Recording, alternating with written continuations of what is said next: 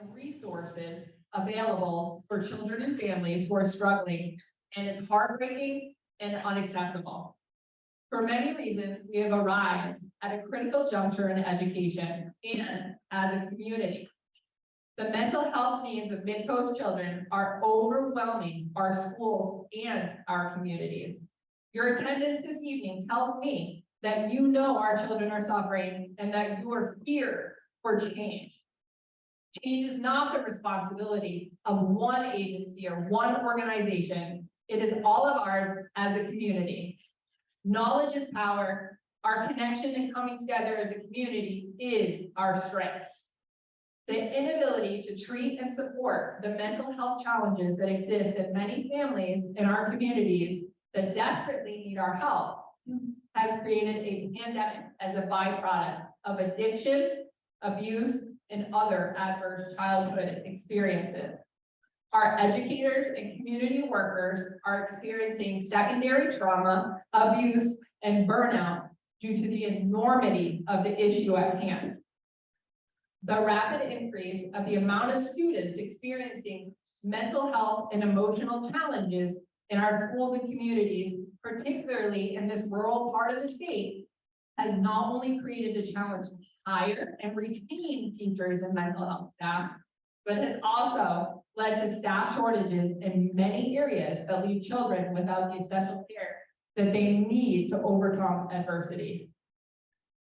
Tonight, we must take that first step of awareness by acknowledging the common challenges that we all are facing. One, there are not enough highly trained staff and quality resources to support children's mental health needs. We are lacking psychologists, social workers, med managers, educators, and therapists. Due to this deficit, children remain on waiting lists to get the interventions they are entitled to and desperately need to be able to be safe, healthy, and participating members of schools and our society at large. Two, schools and community organizations cannot remain in silos because individually we are all at our weakest and simply do not have the resources to support the complex needs of children on our own. We need to work together to develop new ideas, a new approach and structure that supports pulling our resources and collective knowledge together to support children. Three, we need to address the mental health and wellness of our children earlier, faster, and using a wraparound approach that extends to families. Families are a critical part of children's wellness and development. We cannot address one without the other. Together, we must be a part of the strength of a new link in a new direction in the fundamentals of child education, mental health, and well-being. We must be a united front of truth and the caretaker of our community's children. You will hear many stories of need and hardship from our panel this evening. We will share these details to help depict the struggles we are facing. However, I want you to look around the room. Recognize the amount of passion and dedication for the children. Recognize that you are not alone, and may that restore your hope. You are all champions of our children and our communities, and together we will make a difference. Now, without further ado, I would like to introduce you to our panel for the evening. I'm just going to run down their names. They will introduce themselves further when they speak. Jesse Bartke, principal of RSU 13 or Oceanside. Amanda Little, director of special services in RSU 20. Ellie Stokes, director of special services in AOS 93. Rachel Wilcox, nurse practitioner at PenBay Pediatrics. Gail Page, Midcoast CDS director. Maria Libby, superintendent by CSD. Mike Felton, superintendent St. George MSU. And Joseph Hufnagel, director of the Landing Place. So we're going to get started with sharing our stories, and afterwards, we're going to spend the rest of the evening working at your tables. You all will have a table moderator, and you'll be having discussion, because the most important part of this evening are you, the attendees, working together to make change. So I'm going to hand this over to Jesse. Thank you, Dr. Barry. Thank you for everyone for showing up tonight. This is really great. You know, when we first started talking about getting together and doing this panel, we were pretty excited to have 20 or 30 people in the room. I think we exceeded that. So, you know, that's pretty exciting. You know, it's just hit on a lot of the points that I'm going to talk about here, and a lot of the other panelists are going to talk about from our own lenses on what we're currently experiencing supporting youth in our community. As we know, and as we see, the needs and challenges are increasing. Just within Oceanside High School, what we're seeing is about a third of our students currently receive services or supports through a 504 plan or an IEP.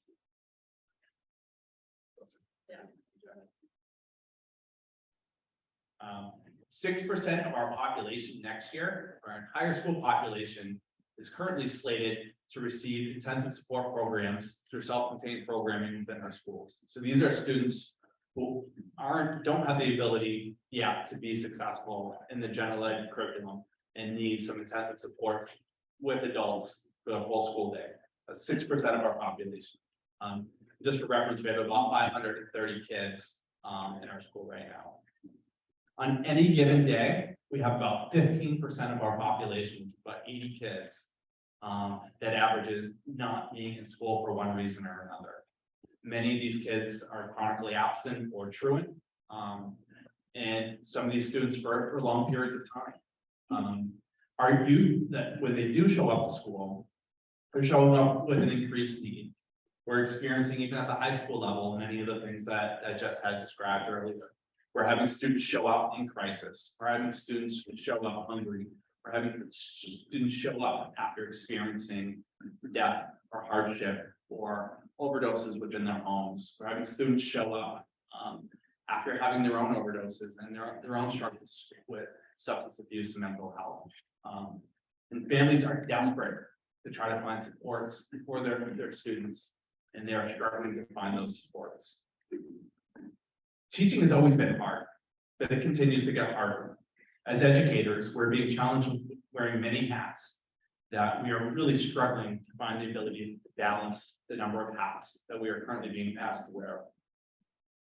One phrase in education is Maslow before balloon, taking care of the basic needs to prepare them to learn. The challenge that we're facing right now is we're spending so much time filling those basic needs of our students that we're not having enough time to really work on those skills and knowledge for our students to prepare them to be future community members. The question is, how do we get to blue? How do we make sure that our student basic needs are being met? And how do we get to a point where each of us can focus on the jobs that we've been hired to do? Tomorrow, we have a veteran teacher at Oceanside High School that's resigning mid-year after 22 years of working in the classroom.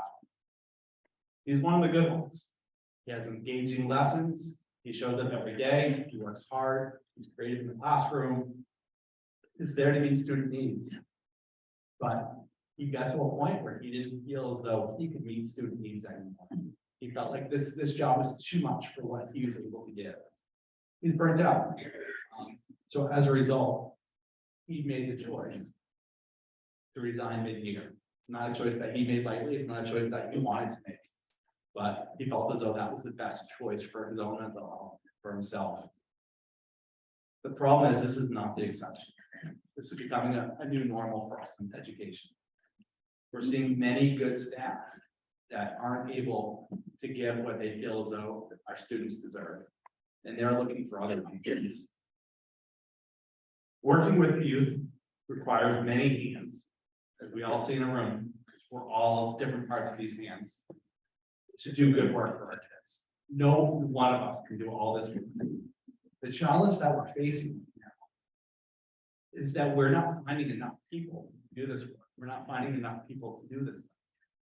So this work is being required for fewer people to do more lifting, fill more roles.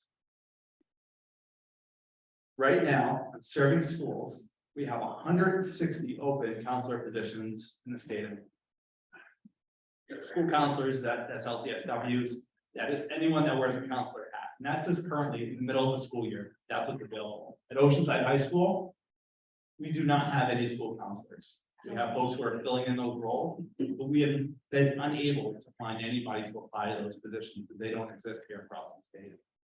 Fortunately, we have a really skilled team that's able to fill in to do those things. But like I stated earlier, it's many people wearing many hats. And that will lead to burnout, and that will lead to the good people not being able to do the good work that we're asking them to do. Schools are not the only ones facing these challenges. Schools are not the only ones facing staffing challenges. DHS is having struggle with turnover. So trying to find consistent folks and build up those support teams is a real challenge. Crisis often doesn't have adequate staffing to be able to provide supports for students all the time. Sometimes we'll have to wait for hours for when a student is in crisis to get them to connect with an adult. It's not crisis's fault. That is the fact that we don't have enough adults and enough skilled professionals to do that work. We're not even going to start talking about the lack of ed techs. Because anybody that's been paying attention to the news knows that that's a huge deficit and that's a huge support for so many of our needy students. Right now, families have to wait months to get appointments. When they're able to get appointments, they're not always often enough. The supports just aren't able to handle the need. And that's what we're really struggling with. We're going to continue to see burnout. We're going to continue to see skilled professionals choosing not to go into the profession because it's overwhelming. But we can find solutions to this. And the solutions start with tough conversations like we're having today, identifying what the challenges are, but then looking for ways to incentivize this work. How can we make this work more efficient? How can we make this work more effective for our youth? How can we work together to make sure we're not duplicating resources, but instead we're finding the best ways to support our youth?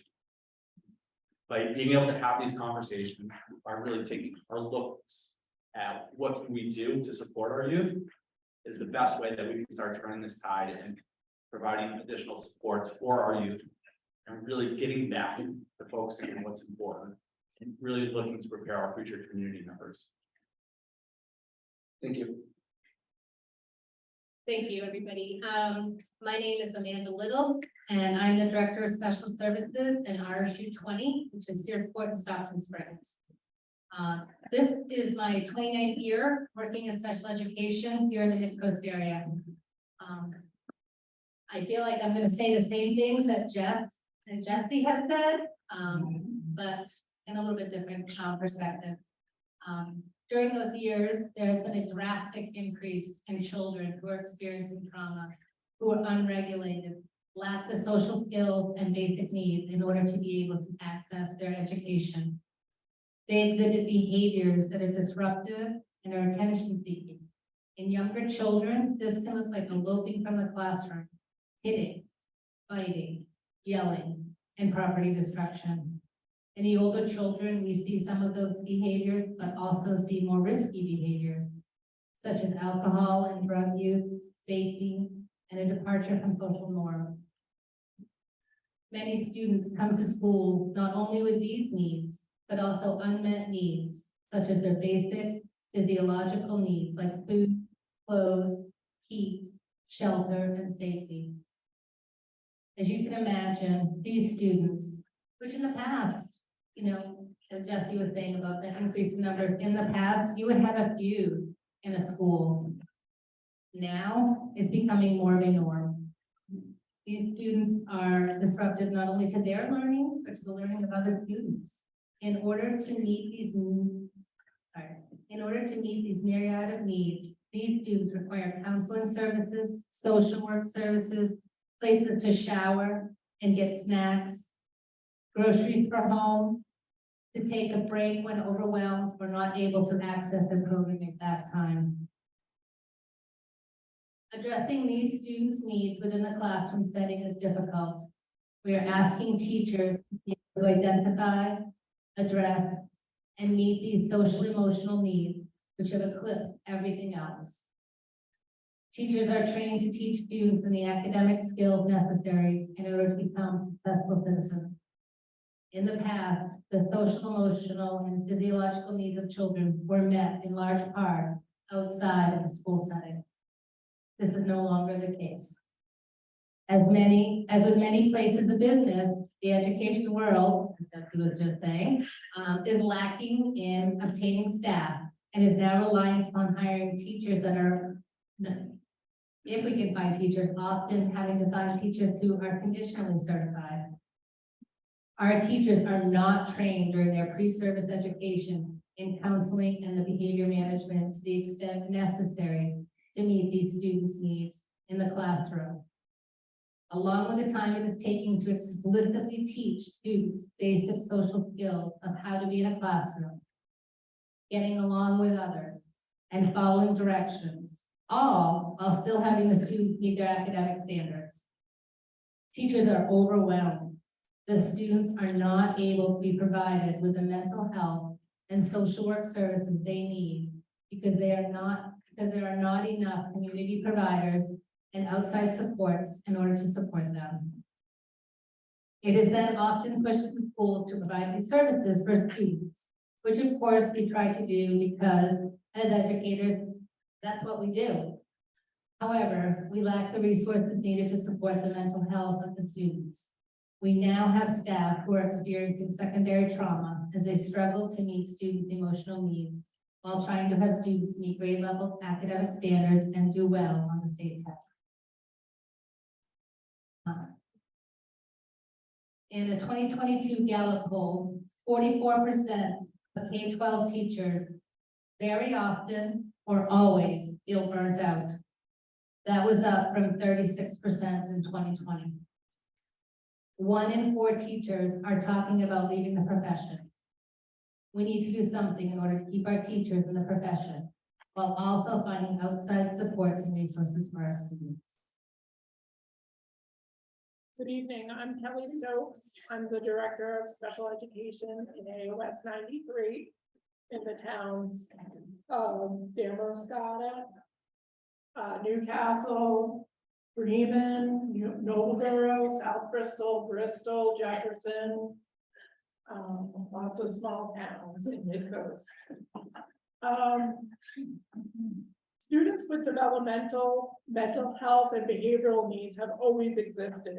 What has been unique and vastly different over the last couple of years is that increase in the number of students with needs and the increased demand for specialized programs in schools that require highly trained and skilled staff. Midcoast, Maine and/or AOS 93 consists of many smaller schools and districts, and also some larger schools and districts. In AOS 93, 4 of our smaller districts share specialized programs for behavior and life skills. The drive between the shared programs in AOS 93 is long and far. For example, some students may travel to and from Jefferson, Maine to Bristol, Maine. To top that off, sometimes the programs we offer are not appropriate for the level of need. Therefore, we have some students who travel to further out distances considered out-of-district placements or special purpose private schools. Our students who are traveling to them are on a van one way for approximately an hour. I've spent a great deal of time and effort contacting specialized out-of-district schools to make referrals and discuss whether there are openings. We're finding there are no placements due to long wait lists. We've also found that public schools nearby who may have appropriate programs are unable to tuition in our students who have similar needs because they also can't find adequate staff.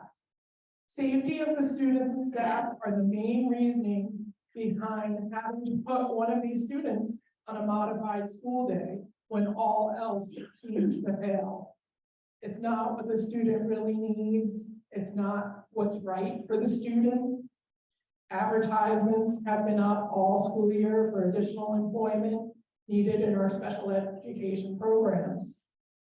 The teams that meet frequently and develop appropriate education plans for these students have definitely been more frustrated of late due to the lack of available resources such as staffing and programming.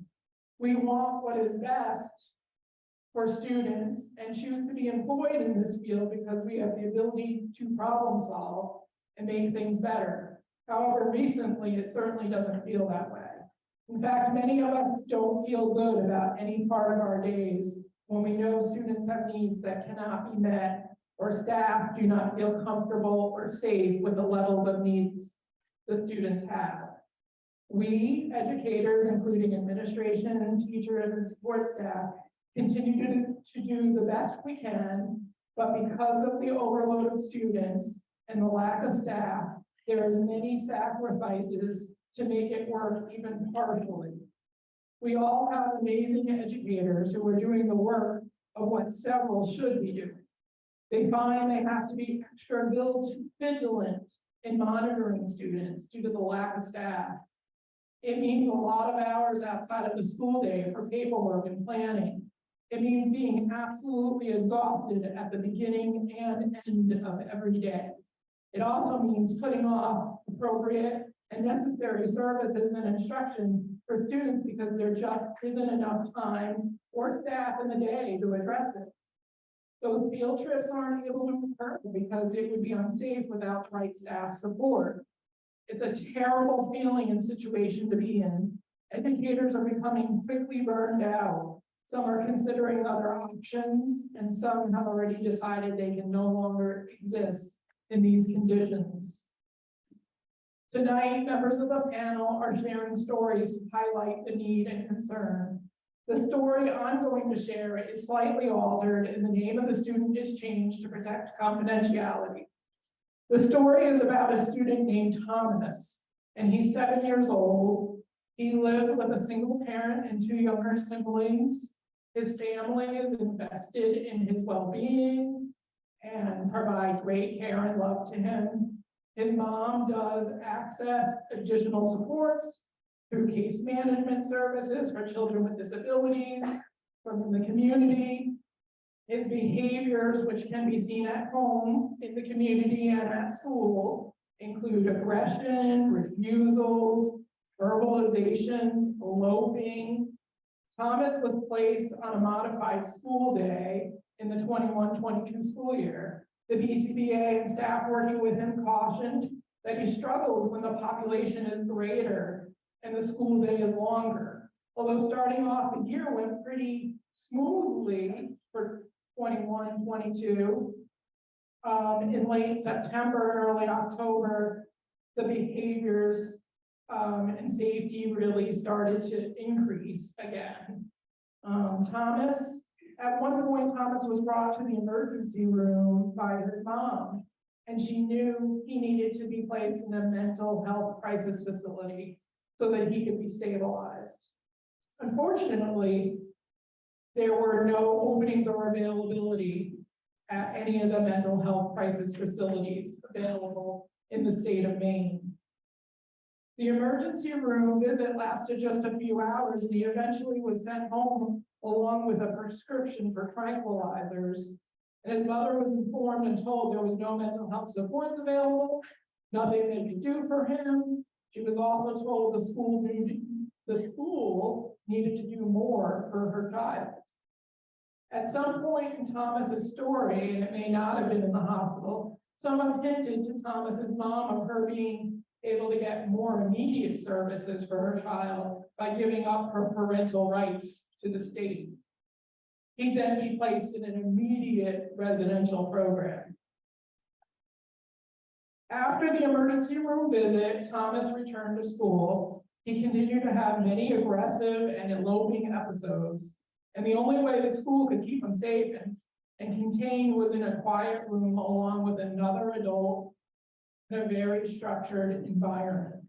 The team attempted to keep him at school all day with no other resources or options available. An IEP team meeting determined he needed an out-of-district placement. due to the severity of his behavior and the needs he had. The acknowledgement was made that this wouldn't be immediate, but a search would have to occur and referrals would have to be made. He did a few weeks later find a placement in a residential crisis unit. He spent over 5 weeks there, where he received programming and mental health attention. And then afterwards, he was discharged and returned to home and his school. Since then, the school has continued to struggle with unsafe behaviors, inadequate staff, both with experience and skills, and also just a shortage of personnel. At home, there are continuing to be very concerning situations. Recently, Thomas was administered a sedative for a routine medical appointment, but he eloped from the facility and into the woods that day. The team, school, and parents have advocated and searched for help and resources for Thomas with no success. He is on several wait lists for a specialized and more structured special education out-of-district program. There's only a few available within an hour drive of AOS 93 in the Midcoast. I close tonight asking you to imagine being Thomas's parent and imagine being on the team that is supposed to solve and come up with an individual education plan for Thomas. We know that what we have to provide is not nearly enough, and we need change for our Midcoast students. I'll close tonight sharing a quote from Helen Keller that fits perfectly to our current circumstances and our event tonight. Alone, we can do so little. Together, we can do so much. My hope for tonight and into the future is that we can truly find ways to work together and support our students and make a change so that Thomas and other students have a fair chance to be adequately prepared to contribute to the community as an adult. Thank you for being here and thank you for listening. Good evening, and thank you for taking the time to be here with us tonight. My name is Rachel Wilcox, and I have been a pediatric nurse practitioner in the community for the past 13 years. What we are seeing in managing in pediatric healthcare is becoming impossible. To highlight some of the current challenges, I have chosen to discuss Sarah, a patient I have known since she was 2. She and her mother have both consented to her story being used in this presentation. Sarah is 13 years old. She has been raised by her mother and has lived in countless different housing situations. She has a younger brother. Her mother has worked multiple jobs, struggled with transportation and housing while navigating her own recovery and past traumas. Sarah was referred to her first counselor at the age of 3 with diagnoses of PTSD and anxiety after being sexually abused by multiple perpetrators, the first being her biological father. By age 4, she was evaluated by a child psychiatrist who saw her once before leaving the area. At that visit, she received a diagnosis of ADHD and was started on medication. By age 10, she had seen 5 different psychiatric providers due to significant turnover and care gaps. Since 2020, she has been managed by her primary care provider, as there is no availability with any pediatric psychiatrists. Her impulsivity and risk-taking behavior started as young as 6. Mom called to report that she had been found on the roof of her home after climbing out a window. At the age of 7, her mother called our office to discuss concerns about learning disabilities and dyslexia. She has not yet had any sort of learning evaluation. In chart review, I found 15 notes documenting requests for assistance from her mother due to concerns about her well-being, stability, safety, mental health, and learning. Every time we attempted to refer to or connect with a different agency or resource, only to have that provider leave, be too full to take on new patients, or be too far away so that transportation wasn't possible. I have lost track of how many Sweetser, Acadia, and Spurwing type services have come and gone over the years. In the past 6 months, her stepfather died in an accident. She has run away from home multiple times. She has stopped attending school. DHHS has been involved with the family several times. The police are frequently involved due to her elopement from home. I spoke with Mom last week. Sarah had run away again because Mom had disconnected the Wi-Fi so that she could not send nude photographs to an adult she met through Snapchat on a phone that she had stolen. This was not the first time. Her hypersexuality started before puberty and is common in children who have been sexually abused. How long before she gets assaulted or pregnant or offered narcotics? This past October, she was finally seen by a psychiatrist in the emergency department during a crisis visit after threatening to kill herself. They considered a diagnosis of bipolar disorder. She was started on a mood stabilizer in addition to the antidepressants and ADHD medications she was already on. She was discharged home with no psychiatry follow-up. She was discharged with no plan for counseling. She was discharged with no case management. In her lifetime, she has had over 10 therapy providers. She has been without one for nearly a year. Last week, I referred her to Maine Behavioral Health for therapy for the third time since August. And that referral immediately bounced back, saying it was declined due to no availability. They do not maintain a wait list because the volume of referrals would make it unmanageable, but offered me a link to check back for availability at a later date. She was evaluated by crisis in the emergency department yet again, twice actually, last weekend, but did not see a psychiatrist at either visit. They felt her issues were behavioral and not enough of a safety concern to warrant admission. Hear that again. 2 visits for crisis evaluations in less than 36 hours. Her 3rd visit in 4 months, again, with no follow-up plan. I have a panel of 1,300 primary care patients. Sarah's story is not unique. However, the strange thing is she's actually one of the lucky ones. She is at least seen by psychiatry and has access to therapists. The wait time for counseling is upwards of 6 to 9 months if you can find one accepting patients for insurance. The turnover is perpetual, so building trust is challenging. Trying to obtain a psychological evaluation or having a psychiatric consult for diagnostics or medication management is next to impossible. The nearest child psychiatrist currently is in Portland, and their limited availability is compounded by physical distance. We are supposed to have a part-time psychiatrist starting locally in April if she can find childcare for her son. I have no formal training in managing complex psychiatric conditions or many of the medications that I have had to prescribe. I have had to seek out learning opportunities and build a basic skill set out of absolute necessity with no additional time or compensation to do so because these kids need help. One day, a few weeks ago, I saw 11 patients, which is actually just shy of half the number I see on a typical day. 4 of them have a history of DHHS and foster care involvement. 7 out of 11, have mental health needs, trauma history, and PTSD severe enough that it is impacting their ability to attend school. They have all been referred, some multiple times for therapy, but only 3 are receiving services. 5 of them are on medications.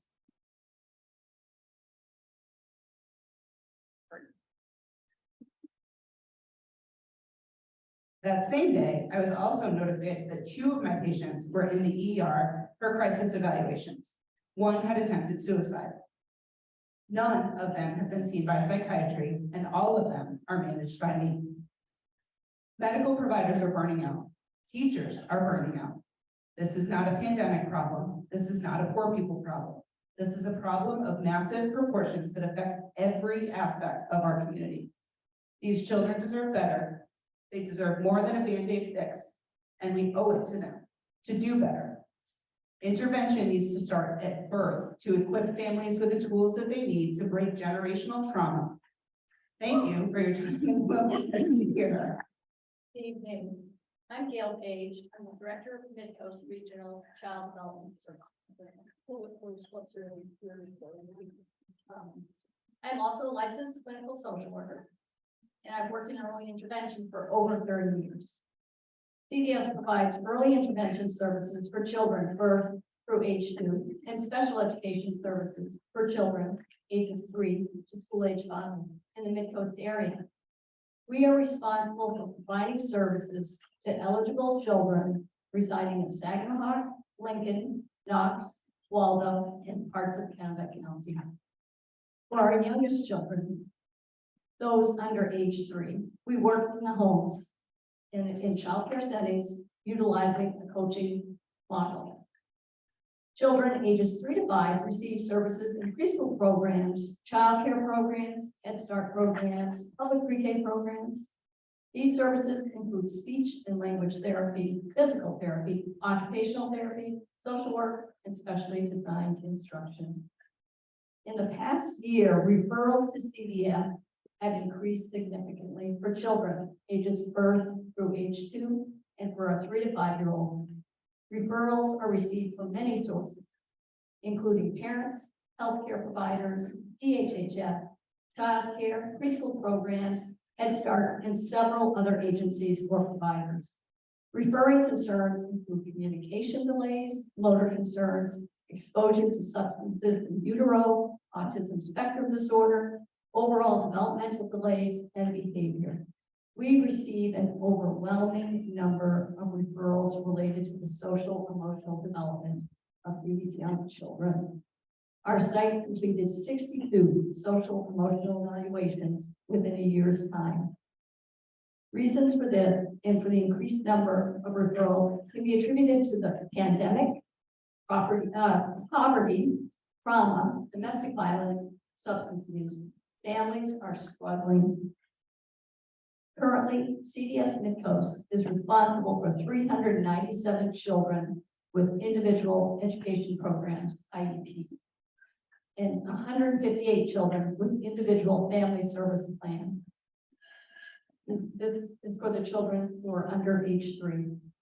100 children are in the evaluation phase and not yet determined eligible for early intervention or special education services.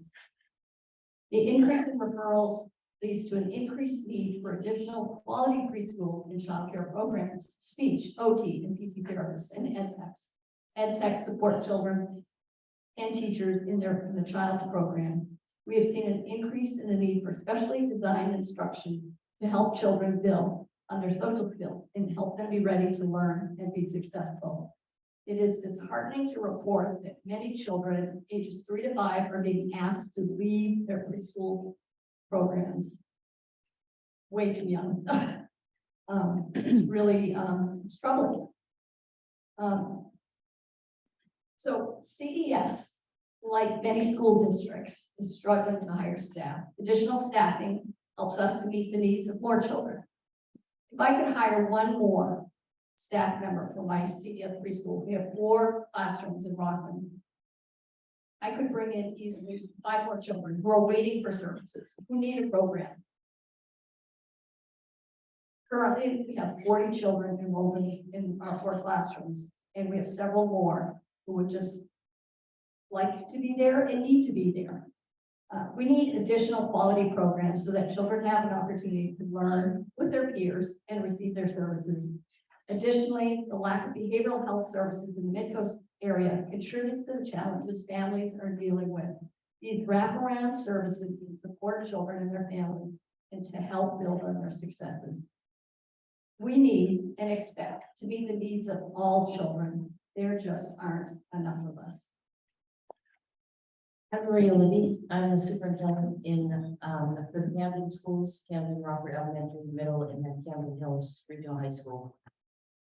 I missed the meeting where the panel got together to talk about what tonight was going to look like. And I did notice as soon as I got here that I was the only person without prepared remarks. So this is going to test my skills as a superintendent, where I often have to present and talk without the adequate preparation. So I first want to say I actually grew up in Camden and graduated from Camden Rockport High School and have been back in the area for quite a long time. I'm in my 26th year in the district where I'm now superintendent. So I have a lot of dedication and commitment to the Midcoast area.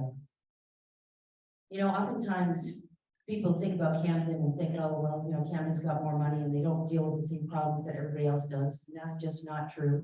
We deal with all of the problems that have been mentioned tonight. We have students at our elementary school who are eloping out to Route 90 during the day, running naked through hallways, swearing at their classmates incessantly on the playground. We've added 2 social workers to our high school We've got a list of kids who can't access our own social workers, who are on a waiting list to see counselors. So we're dealing with the same issues that every other district is dealing with. We are fortunate in some ways. We have, other than the tests, we are fully staffed with our social workers, school counselors, and things like that, but even that's not enough. The answer, I also should mention that I recently returned. I had a 6-month sabbatical. It was a wonderful time in my life. I was able to think for the first time and reflect on things. And my professional project during that time was to actually write a book about education, which I'm well into, but not quite finished. And a lot of my book is about a lot of the issues that we're talking about today. And, I really believe that the answer is not money. It is certainly not throwing money at schools. People mentioned that schools are struggling, as are many other organizations trying to hire adequate people. Schools face those same issues, but adding 20 social workers and medical professionals and everybody else to our staff isn't necessarily going to solve our problems. Schools have a unique-ish problem in that kids show up every day, no matter what, whether they're hungry, they just witnessed something at home, they're supposed to be on meds and they're not taking them. Whatever the issues are, they're showing up at our door every day, and schools are kind of left to deal with that.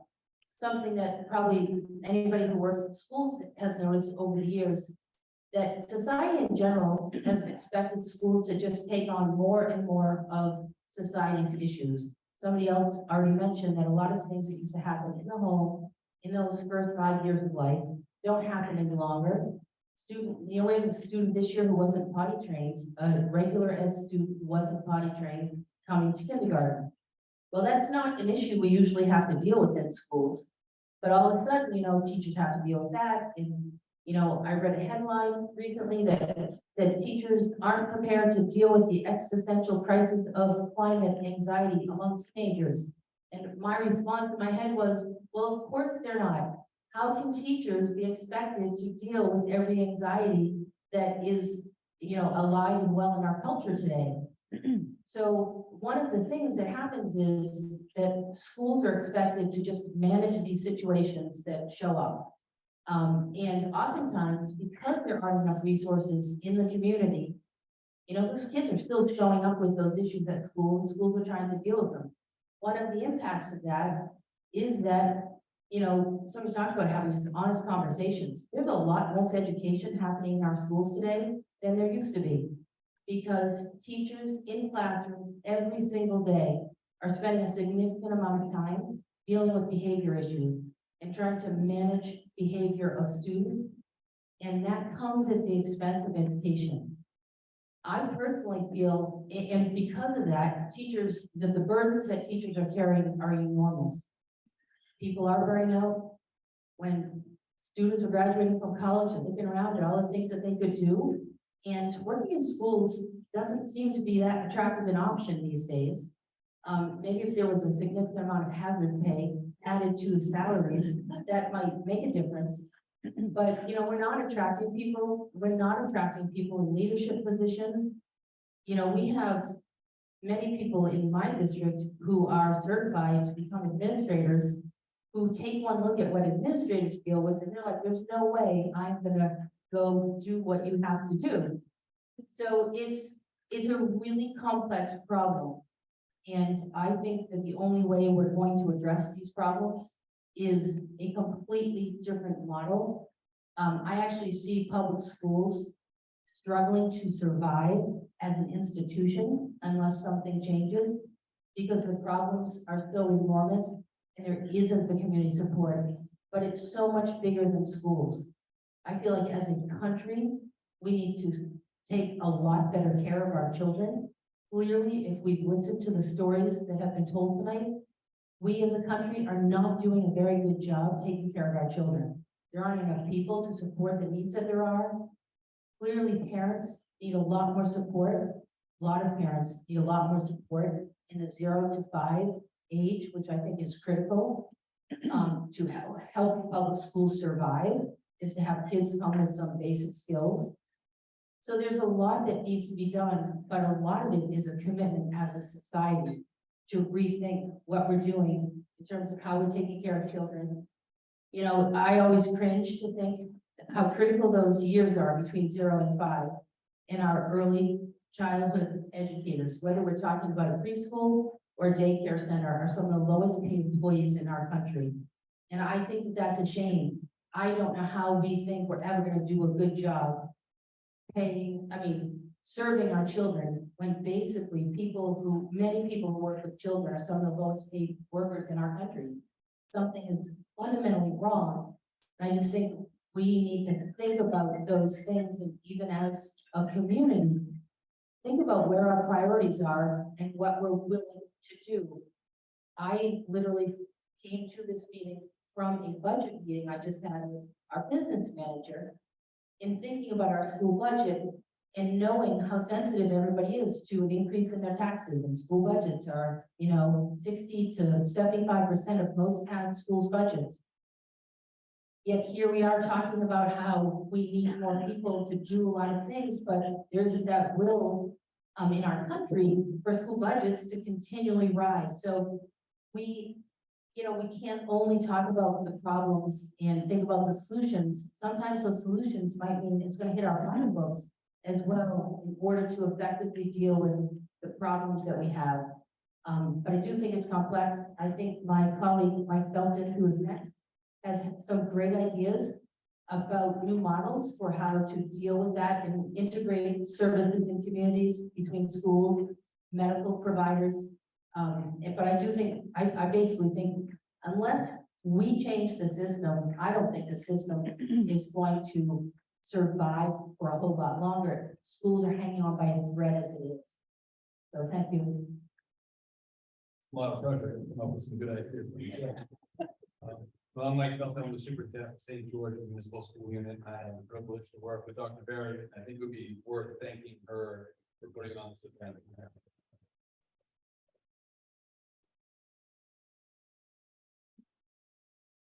I'm not all here about recognizing her tomorrow. So I'm not sure I have much to add to what's already been said. Right now, we're in a crisis that you've heard. School districts, medical providers, government agencies, and other service providers are being overwhelmed by the extent and severity of the need received from our children and families. My main point is this: if we don't radically change our approach to meeting this need, systems are going to start to collapse, just like Maria said. You've already heard about the strain people and systems are under. So St. George Municipal School Unit, where I work, is a pre-K and 12 school district of about 310 students. About 210 students attend pre-K through 8th grade at St. George School. We have another 100 students or so who enjoy high school choice. Our total budget this year is $6.7 million. 87% of that comes from local taxpayers, 11% from the state, 2% from the federal government. So local taxpayers are responsible for funding of just about 90% of the cost of educating children in our town. When I started at St. George in 2015, we had 1 special education teacher and 2 special education ed techs. This year, we have a special education director, very good one, 5 special education teachers, and 10 special education ed techs. In 2015, special education costs were 12% of our total district budget. This year, they're 21% of our total budget. About 20% or 1 in 5 of our students receive special education services. But that's not really the story. The story is the increase of students with severe mental health, behavioral, and social emotional needs that you heard from the panel tonight. Students who need highly trained staff, very low student to teacher ratios, variety of support services. Many have one-to-one support from an adult throughout the entire day. In 2019, due to a rapid increase in the number of very young students with severe needs, our school added day treatment and life skills programs. That year, our special education budget jumped 51%, from about $892,000 to more than $1.3 million in a year. Since 2015, our special education budget has increased 150%, meaning it's more than double. So we've begun working on next year's budget, which I spent most of today doing. And I'm concerned that special education costs are going to jump again. I live with this anxiety that at some point we're just going to run out of money, that we won't be able to absorb the level of cost increases we're seeing from year to year. But again, this isn't really a story about special education or in some ways public education. It's a story about the profound needs we're seeing among our students and families. And in our district, the most profound needs are concentrated in our youngest students. I'll say that there are reasons for hope. When we have the resources, the staff, the space, the programming, the evaluators, the service providers, everything that people talked about here, we can meet children's needs, and those children will thrive. They go from kicking, screaming, and biting to writing, reading, and caring for one another. Everyone up here, and I know many of you, have seen that transformation time and time again. It's why we do this work. So we can do this. We can meet the crisis we're facing, but we can't do it alone anymore, with each of us working in our separate organizations and silos. And we can't do it without more resources. That's just the hard truth. So the vision I have, and I think is being articulated more and more, is for all of our organizations to come together and create something new. A more integrated and collaborative model that effectively and efficiently, with love and care, delivers services to our children and our families, with a special focus on our youth.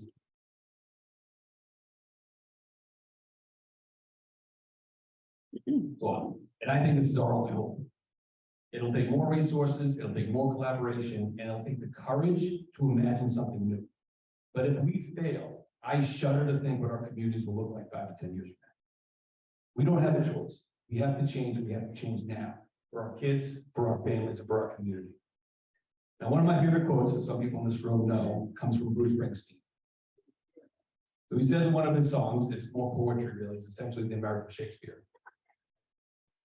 And the boss says, I can't tell my courage from my desperation. Well, I can't tell my courage from my desperation. But that's all right, because people, and most definitely systems, do not change until they have to.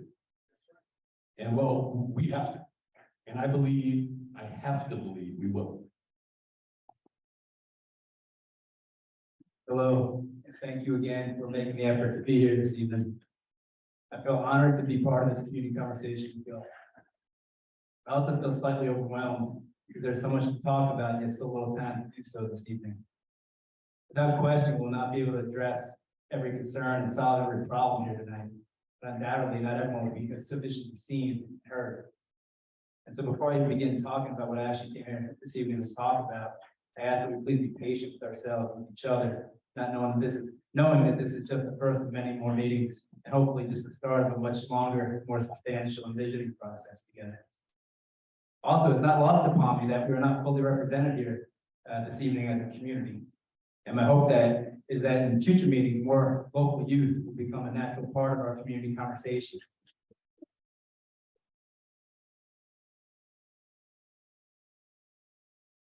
The hope is that the local youth will play a more active role in helping give voice to the challenging realities and vision to our future together as a community.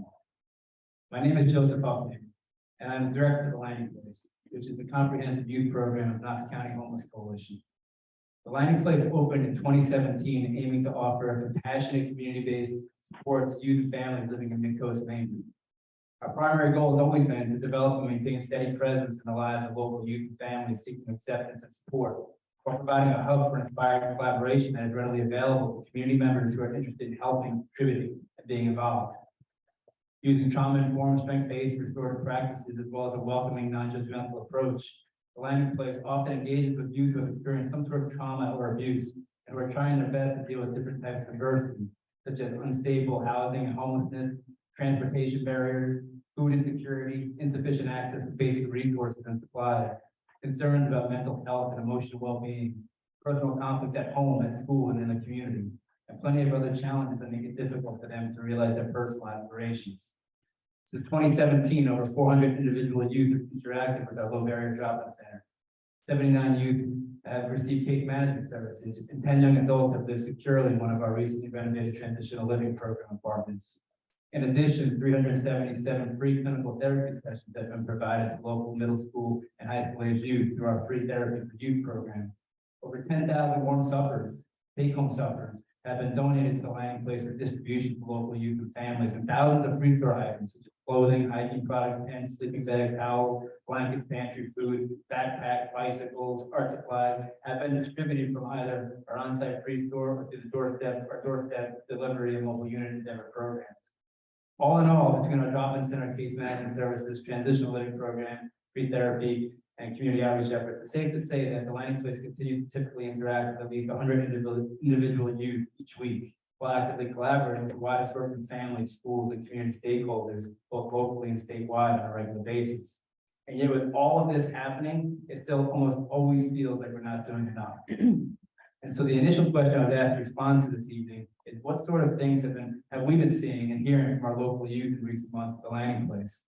Followed up by what has been our experience with regards to some of the recent incidents, disturbing behaviors, and concerning trends being reported by some of our local youth, about some of our local youth. And so I just want to begin my answer to these two questions by clearly declaring that I in no way condone violence or disrespect towards others in any way, shape, or form. Period. Blatantly mean, destructive, and harmful behaviors have absolutely no place in our schools or in our community. Period. Now, with that being said, I will also say that through our work at the Landing Place, we have seen our fair share of blatantly mean, destructive, and harmful behaviors towards local youth and by local youth. And we have heard far too many heartbreaking stories in recent months from our local youth that involve not only violence and disrespect, but also heartache, fear, anger, disillusionment, and loss. We frequently interact with local youth, mostly teenagers, I should say, who self-report being chronically anxious and depressed, and yet find themselves on long wait lists for counseling, therapy, MedMan, and other mental health support services. We hear local youth talking about how they choose to self-medicate because they claim it's the only thing that helps them to relax and function in a calm way with basic things like sleeping, eating, concentrating, and managing their own anxiety and depression. We've come to learn that many of our local youth are regularly exposed to dangerous drugs and high-risk instances of substance use. We support local youth who are in constant state of worrying about whether one of their friends or family members will become the next victim of an overdose. We see our local youth quietly perseverating about friends and family members potentially dying or going to jail. I've sat with some of our toughest local youth and listened to them finally break down and sob because they were so stressed out and exhausted. We've come to see that many of our local youth seem to lack hope, purpose, passion, and motivation. What's the point? I hear them say. Who cares? I hear them say. Seriously, why should I even care if no one else in my life seems to care? I asked one of our local teens recently, what's the best thing you could think about doing on a day off? At first, he didn't reply, so I said, like instead of going to school, if you could spend all day doing something, all day long, what would you do? How would you spend the day? And finally, he looked up at me in a way that suggested that I just asked a really stupid question. And he said, I just play video games. Another local youth recently declared to me, there's nothing to do in Rockland. So I said, what do you mean by that? He said, there's nowhere to go. There's nothing fun to do around here. Like, what kinds of things would you want to do? And he said, just hang out with our friends, do whatever. We see so many of our local youth constantly doing TikTok and YouTube videos, like constantly, like all the time. We see teenagers sitting in a crowded room together, filled with opportunities to actually interact with their peers and engage with others in fun and playful ways, but choosing instead to just stare at their phones, sometimes for hours at a time, and this despite numerous attempts from others to snap them out of it. We often hear local youth talking about how much they just hate going to school, as it's not uncommon for us to cross paths with some of our local youth who are chronically truant. Going to school for too many of our local youth means going to a place where there's constant social drama, where they might get bullied, beat up, or made to feel bad about themselves. The other day, one of our attending youth was reading some sort of headline off of her phone about yet another school shooting. And I asked, do you ever fear being hurt or killed at school? And she said, yeah, all the time. We often witness local youth dreading the idea of going home at the end of the day, due to whatever hardship, stress, and loneliness they anticipate will be waiting for them there. Last week, one of our 15-year-olds was going on and on about Rockland kids this, Rockland kids that. And I finally said to her, what do you mean by Rockland kids? And she said, like the druggies and the alkies and all the kids who just don't give a damn and who get in trouble all the time. And so I said, what do you think these Rockland kids who are struggling so much really need? And then she said something that stopped me in my tracks. She said without hesitation, to be able to go to sleep at night without having to worry about what might happen to them that night or what might happen to them and their loved ones the next day. Like someone might be hurt or sick or someone will die. Or will they have to find a new place to live in the morning? Instead, indeed, we hear many local youth talking about how they don't sleep very well at night. which makes me wonder about the impact that must have on the way in which they show up in the world and function the next day. One of my colleagues at the landing place asked one of our local 16-year-olds how her life could be better, and she answered in the following ways. She said, less police presence, more mental health support, and more coordination between DHS and the school. She also spoke about wishing that her school would consider removing the dress code and fixing the suspension and expulsion. I ask youth all the time about their dreams and goals and thoughts about the future. And most of the time, the reply I get back is, I don't know.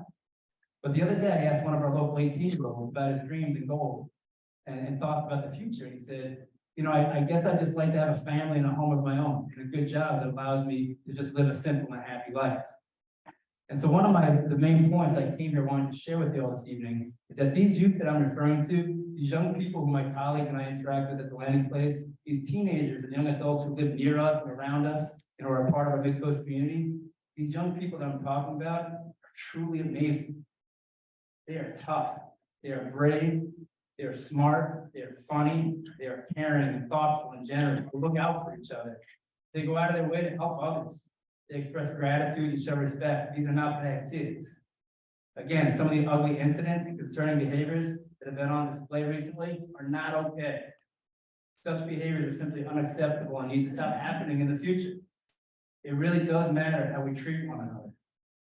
But these are not bad kids. These are kids who have been deeply traumatized, who have been neglected and abused, who have been disappointed, disempowered, and let down over and over again. These are talented young people who have provided sufficient support, structure, and guidance, have the potential to positively contribute in kind and respectful ways. And so the more important question that I think we need to ask ourselves as a community is, why is this happening? Why have some of our local youth risen to this level of disregard and hostility? How has it become so normalized for many of our local youth to either disengage or become actively uncooperative, disruptive, and self-destructive? That it could be okay in a young person's mind to verbally abuse a teacher or a school administrator is a problem. That it could be okay for any young person to simply just not go to school because of the pain, anxiety, and drama that is likely awaiting them there is a problem. That too many young people in our community dread going home at night because of the stress or emotional pain that they anticipate will be there when they walk through the doors is a problem. That local law enforcement has to be frequently called upon to make arrests on any of our local youth is a problem. And that even one of our local youth could ever get to such a level of anger and despair that would justify them making a choice to throw insults and punches at one of our local law enforcement officers is a problem. And there are so many layers and factors to consider when attempting to analyze and understand the root causes of these problems.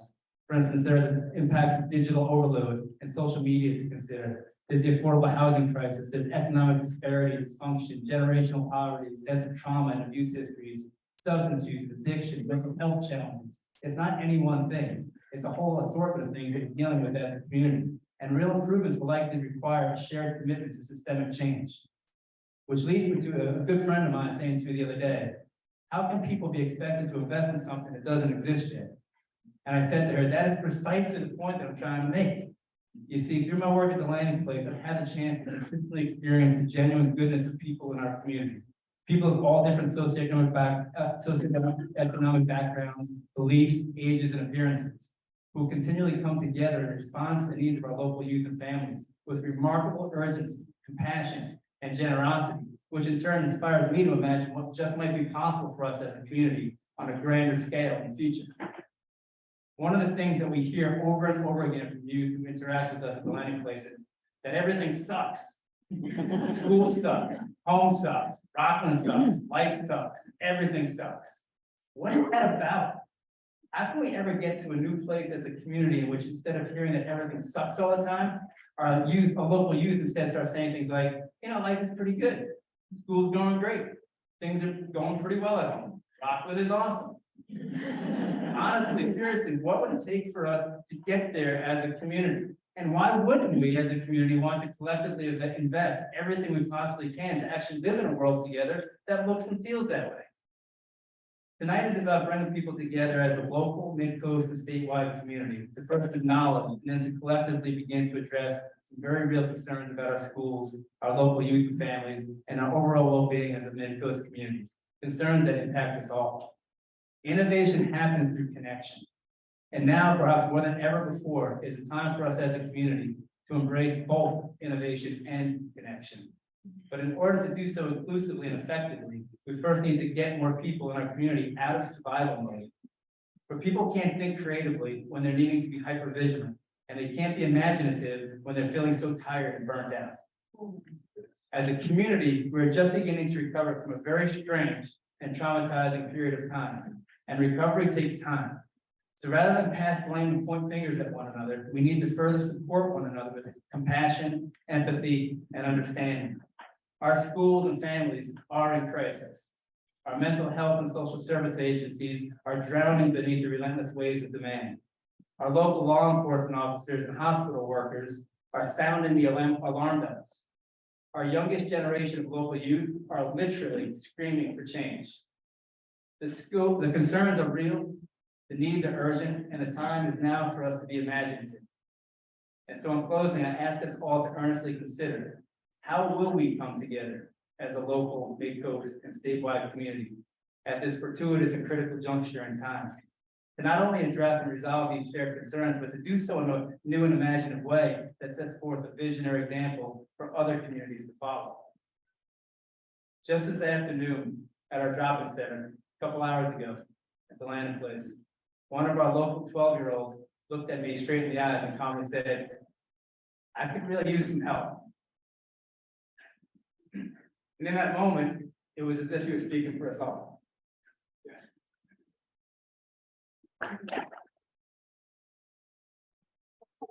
I put it last for a reason. So now we would like to take time to work as tables. You're gonna have moderators at each table.